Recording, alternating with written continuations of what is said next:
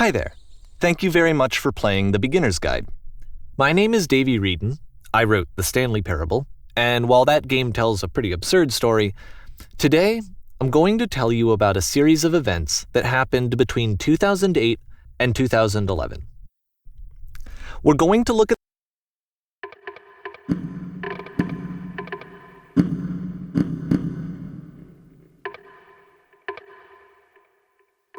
the games made by a friend of mine named Coda. Now, these games mean a lot to me. I met Coda in early 2009 at a time when I was really struggling with some personal stuff, and his work pointed me in a very powerful direction. I found it to be a good reference point. Warning. Whisper machine active. Shift to structure imminent. This game is called Escape from Whisper, and it's one of the more generic games you'll see from Coda.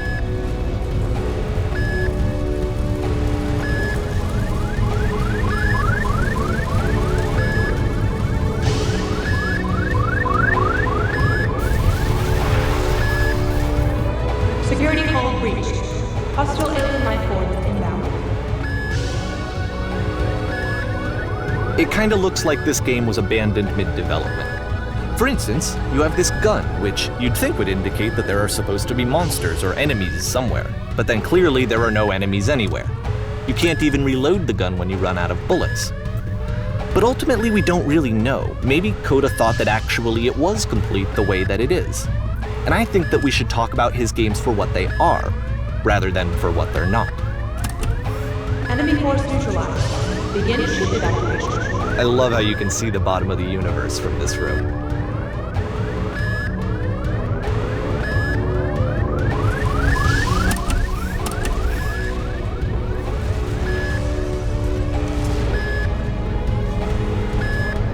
Apparently, this space station has a labyrinth on it.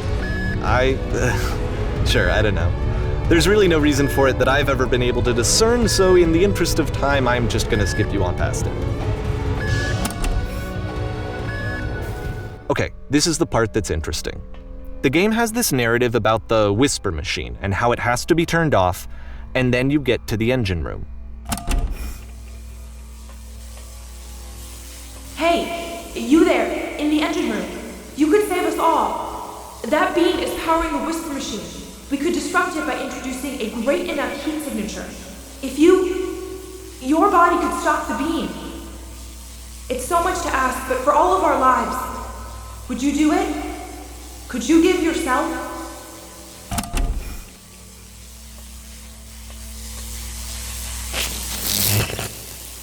Let me pause here for a second.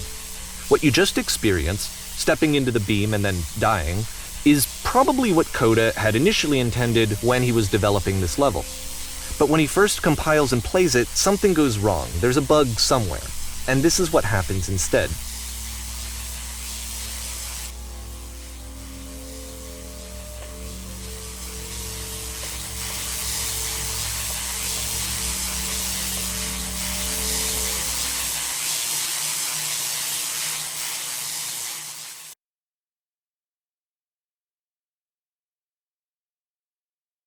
The beam causes you to start floating. And this is an important moment for him. Because yes, this is technically a glitch, but Coda identifies something human about it, like how small it makes you feel in the face of this larger chaotic system. Or this floating could be the afterlife, a peaceful place, juxtaposed against all of the hysteria that you've just had to traverse. I don't even know. I have no idea what he was thinking, but what's clear is that after making this, something lodges itself in his brain. He wants to do more of these really weird and experimental designs.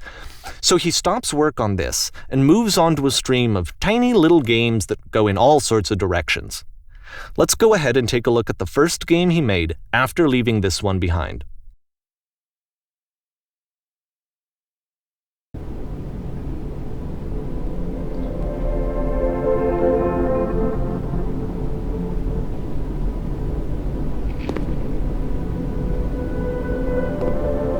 Yep, in this game you can only walk backwards.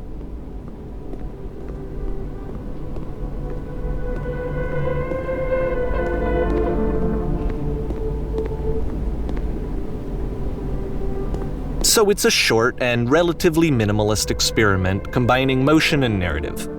It is less advanced than the previous game, but actually it seems to be more focused, more complete. Code is trying to give it a unique voice rather than simply basing it on a pre-existing trope.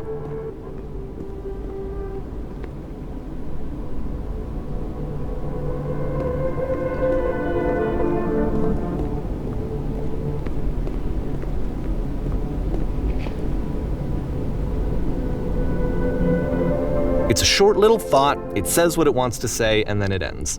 Didn't need anything more than that. Which to me is why it works, because it gets out quick. Okay, next one.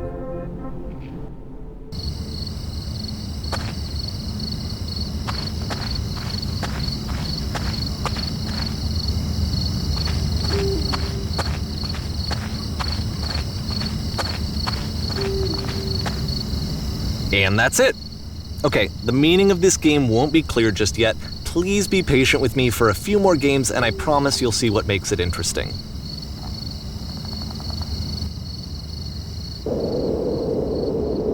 Oftentimes, Coda would put bizarre titles like this one at the start of his games. I wish I'd known him at the time that he was making these early games. He would really only talk to me about his work as he was making it. Once he stopped work on a game, that was it. It was dead to him. And I don't agree with that at all, but what are you gonna do?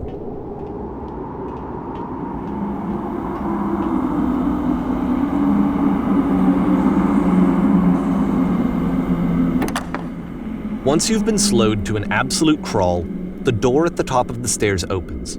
So why, if Coda's not showing these games to anyone, why bother opening the door at all? Well, to show you, I'm modifying the game here so that when you press enter, it'll bring you back up to full speed so you can enter the door for yourself.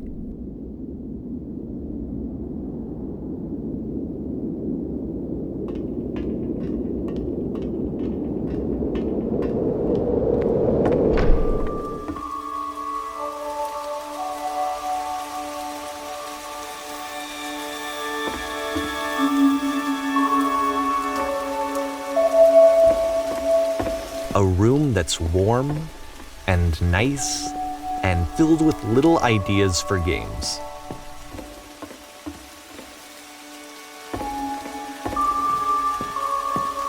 Coda would often tell me that he didn't mind if people thought of him as cold or distant.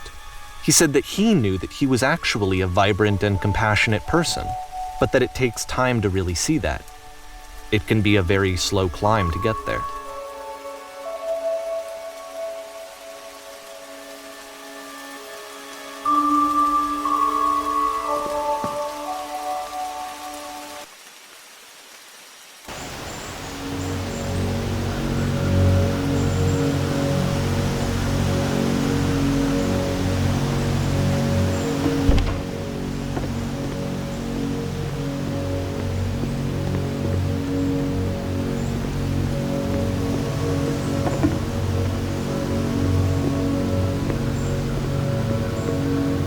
Well, this is new for Coda. It's an actual puzzle. Go ahead and see if you can solve it.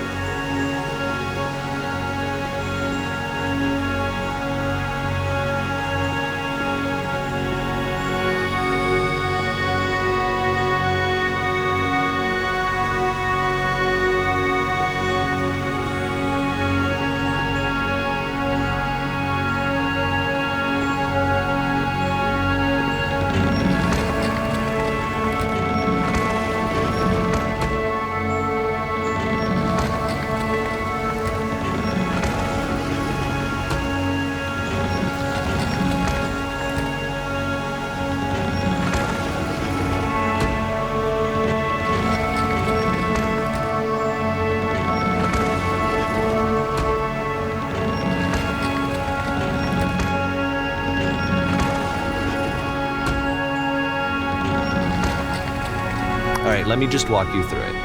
You're gonna hit the switch on the outside to open the door, then hit the same switch and walk through the door before it closes.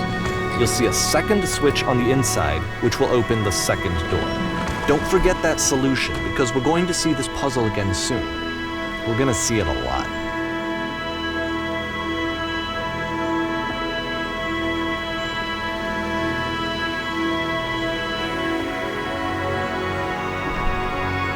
So that seems to be it, right? You walk down a corridor, you solve the puzzle, you get to the end. Simple enough. All right, now I'm going to modify the game again so that when you press enter, it'll remove all of the walls from this room.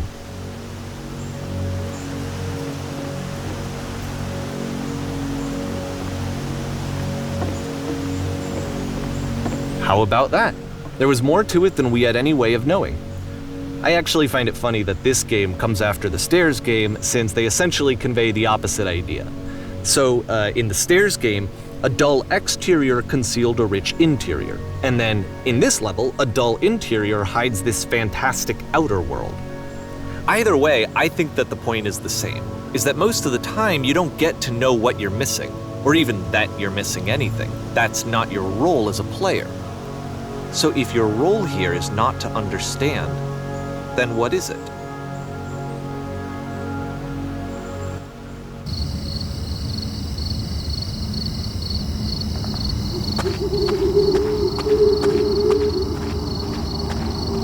Aha! So, this, combined with the entering game from earlier, tells us that Coda believes his games are connected somehow. It could even be that the stairs game and the puzzle game are literally connected in between this and the entering game. There's a bigger picture that all of his games are meant to play a role in, some larger meaning that we won't be able to grasp until we've seen all of them. And once we have, we can step back and start to understand what exactly that bigger picture is.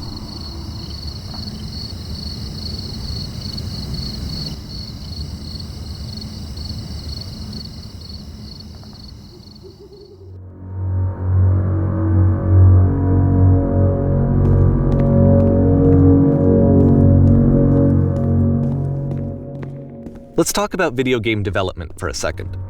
Every video game runs on what's called an engine, which determines what the game can and cannot do. So in other words, the engine is a set of tools for game development. To make all of these games, Coda is using an engine called Source. Like all engines, Source has certain things that it does well, and it has certain things that it does poorly. One of the things that it does very well is boxy linear corridors. That's why so many of Coda's games are set in these large, flat, empty rooms, is just because he's working with what the engine does well. The tools available to the creator shape what kinds of creative work they're going to end up making. You might consider paying attention to the architecture in Coda's games to notice how they seem to stem from an engine that's very good at producing linear, boxy corridors.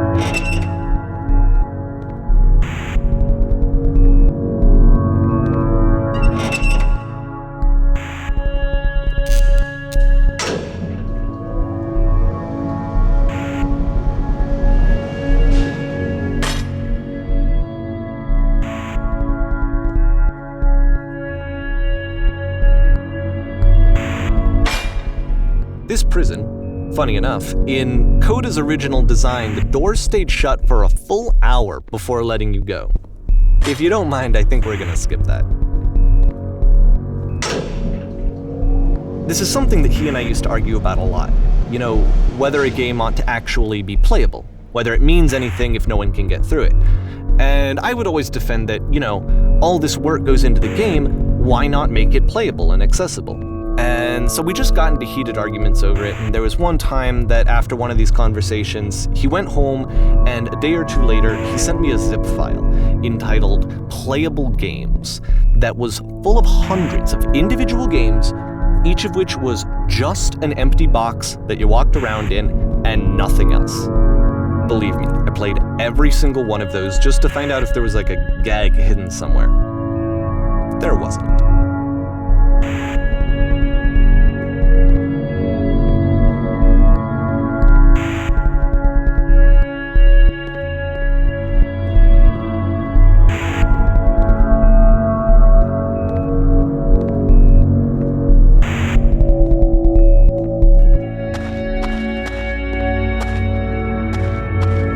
It's the puzzle again, with the exact same solution as the last time.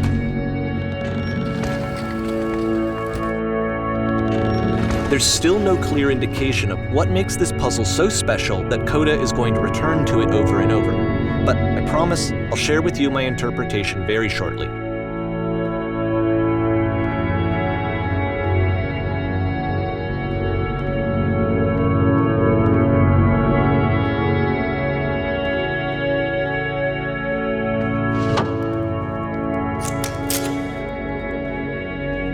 Here, Coda begins using a kind of dialogue system that he fashioned out of the engine's chat capabilities. Use the 1, 2, 3 buttons on your keyboard to respond.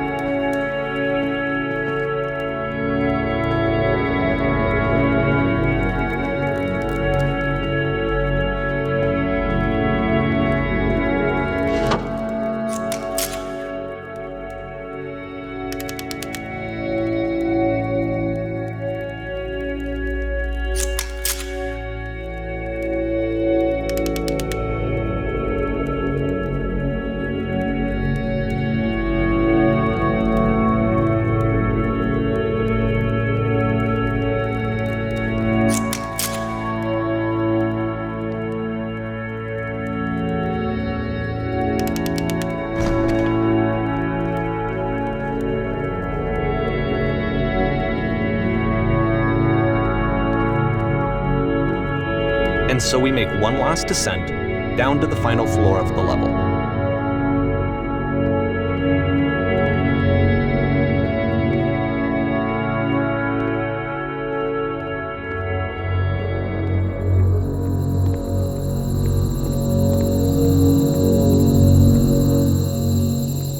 It's a lamppost. Okay, I can't tell you quite why, but for some reason Coda fixates on this lamppost. It's going to appear at the end of every single one of his games from here on out. I'll tell you what I think. I think that up to this point, you know, he's been making really strange and abstract games with no clear purpose, and maybe you can only float around in that headspace for so long. Because now he wants something to hold on to. He wants a reference point. He wants the work to be leading to something. He wants a destination, which is what this lamppost is. It's a destination. We're going to see it in the work as well. His games are just going to become a lot more cohesive, a lot more fully developed, with more of a clear idea behind them. And as we go, that idea will get clearer and clearer and clearer.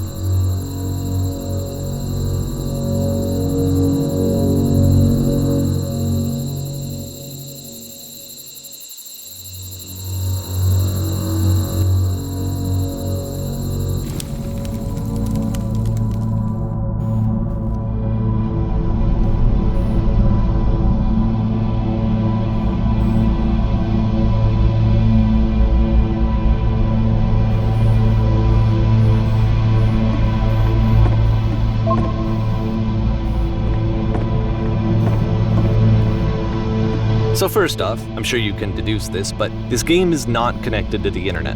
All of the notes that you're gonna see have been written by Coda. This was actually the first game of his that I ever played. This was shortly after I met him at a weekend game jam in Sacramento, where I grew up. I saw him working on this very level, and it was just so different from anything that anyone else was doing. So right away I was like, I have to be friends with this person. In retrospect, I think I was probably a bit too pushy, trying to get his attention. I was over-enthusiastic. But he was very gracious about it and very patient with me. And I cooled off eventually. Oh, feel free to skip over any of these notes if they're not doing anything for you. Nothing extra is going to happen if you read all of them. Either way, to me they convey a sense of loneliness.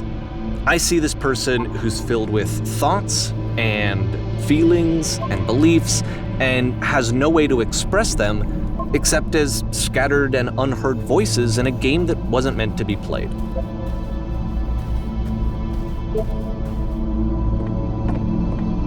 But it's ironic, isn't it, that in playing this game and seeing how alone Coda often felt, that we get to know him better and actually kind of connect with him. And I have to be honest with you, this idea is really seductive to me, that I could just play someone's game and see the voices in their head and get to know them better and have to do less of the messy in-person socializing. I could just get to know you through your work. I think this is why I always liked Coda's games so much, is because it felt like they let me have that connection. I felt as though he was inviting me personally into his world. And then I feel less lonely too.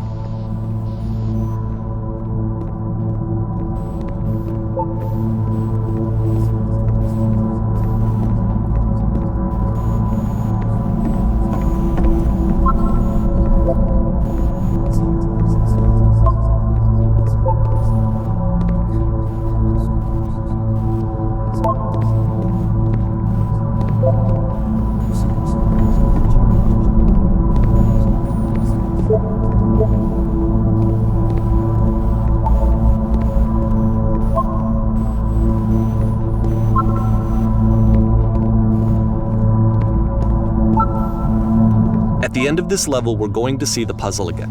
And here, I'll tell you what I think the puzzle means. Each of these games represents an idea that was on Coda's mind at the time that he was making it. And the puzzle is a way of closing the door on a previous chapter of his life before moving on to the next one.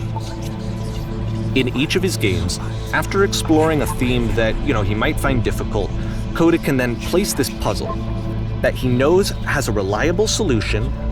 He understands exactly how it works, and so it gives him a simple mechanism for moving on.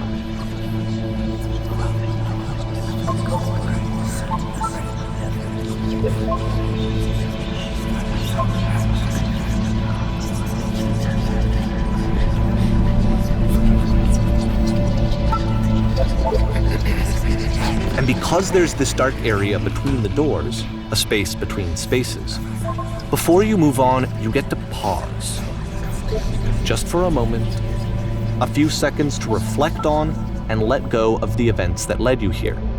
To step back and connect the pieces together. To grasp at that elusive bigger picture.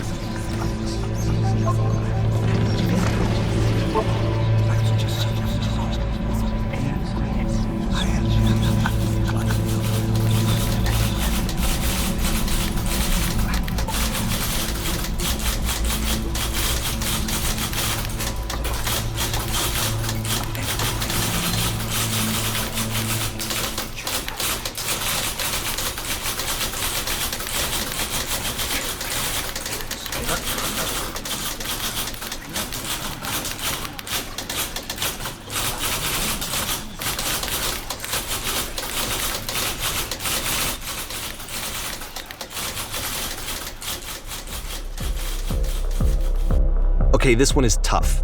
It's gonna kind of just spin its own wheels for a few minutes. Hang with it.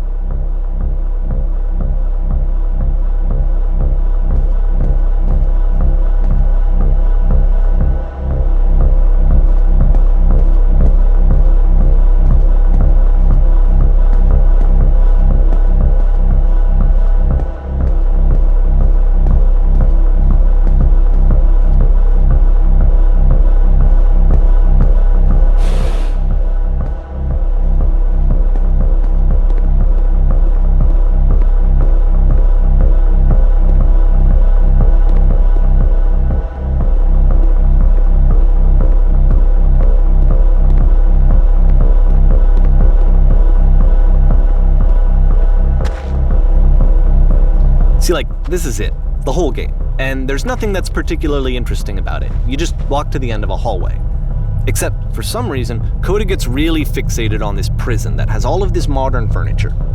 And I don't know why, but he decides he needs to revisit this prison. He's gonna start over, use the same assets, turn it into something else. Okay, cool. Here's version 2.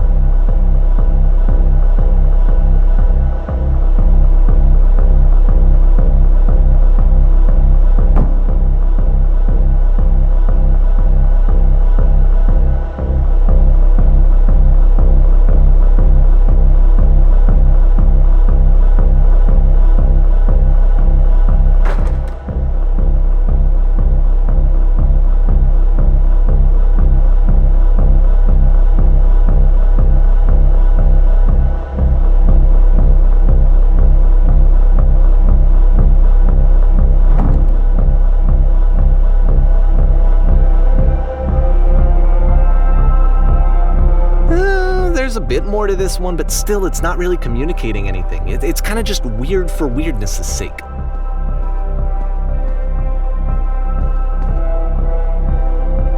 So okay, he throws it out and starts over. This time he comes at the prison idea from a different direction.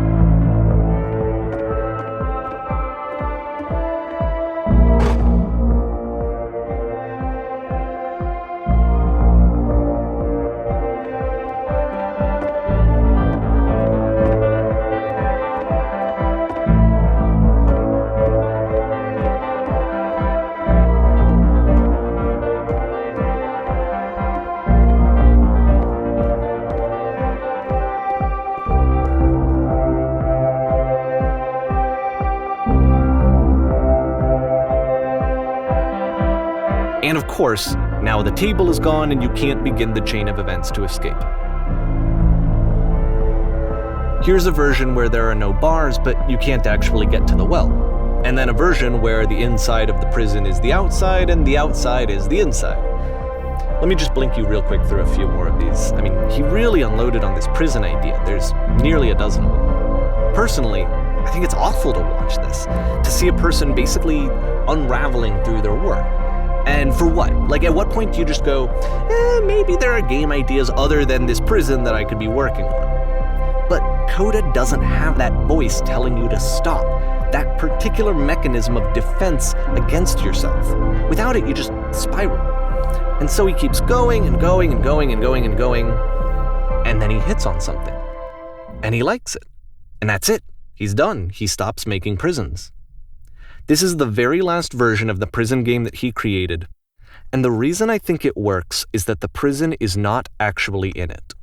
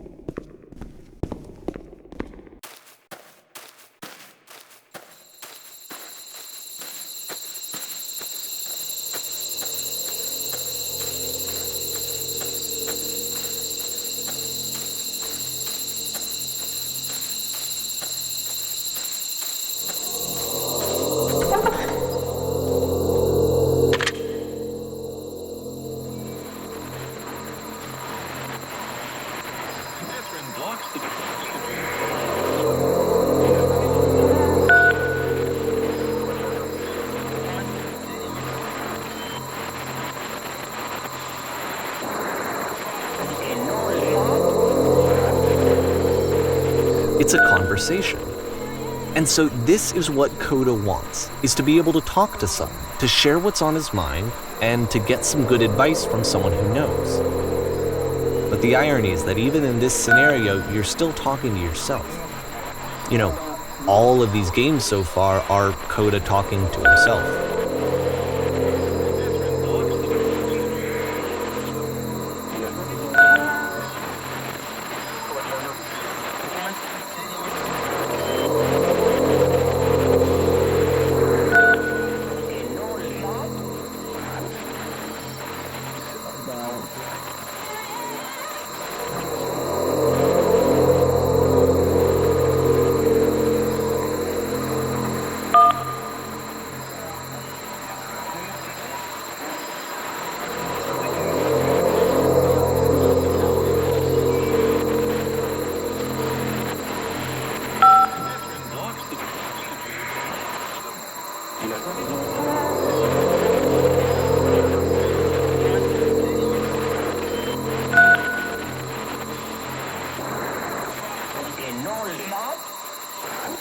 I can see why he considers this a fitting conclusion to the prison games. After all of the obsession and frustration, just to be told by someone you can trust that things are going to be okay. Wouldn't that be nice?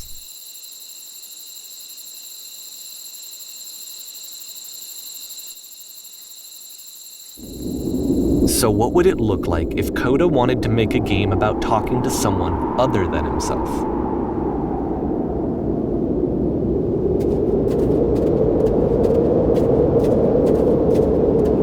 To me, this environment is meant to represent Coda's puzzle, with the two doors on either side and a dark transitional space between.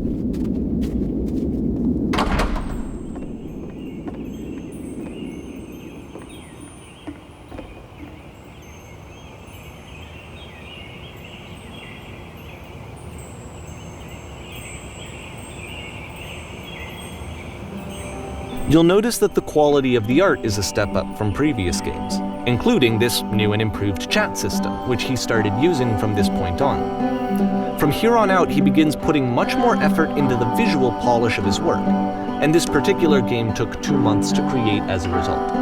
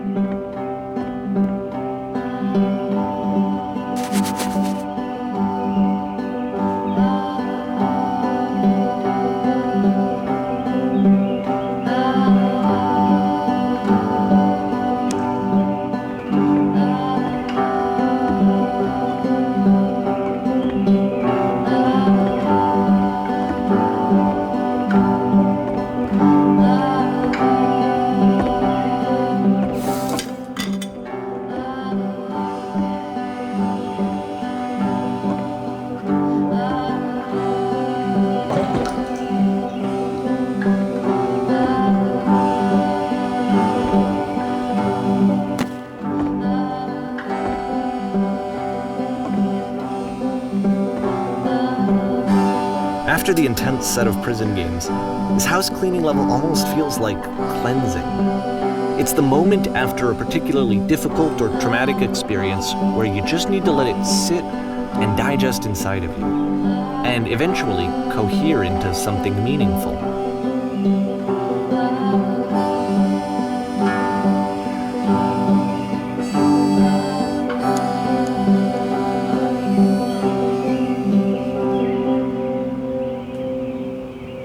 I know that Coda really liked this game. Of all of his work, actually, this was the only one that he called me up to ask me to come over and look at it. This was during a period of a few months where he was like grossly happy all the time, just walked around with a constant smile on his face.